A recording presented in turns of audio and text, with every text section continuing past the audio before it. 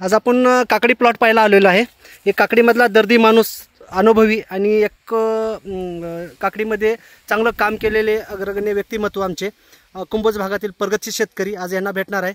आज तारीख आहे 22 ऑगस्ट 2025ला हा व्हिडिओ शूट करतोय. तर भरपूर पाऊस पडून गेलेला आहे. काकडीचा माल बघू शकता कशी आहे, लांबी आहे, कलर आहे. तर आपण एक शेतकरी दादाला भेटणार आहे. शेतकरी दादा नमस्कार.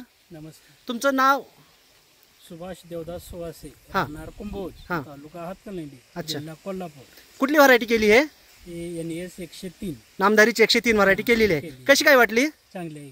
चांगली आहे. चांगली मार्केटला वगैरे विकायला कशी आहे? आहे. चांगली आहे. उत्पन्नाला कशी वाटली? उत्पन्नाला पण चांगली आहे. कलरला वगैरे कशी वाटली? कलरला, लांबीला ती सगळी योग्य आहे. अच्छा, तुम्हाला बरं वाटतंय ना? वाटतंय. तुम्ही खुश आहेत? खुश.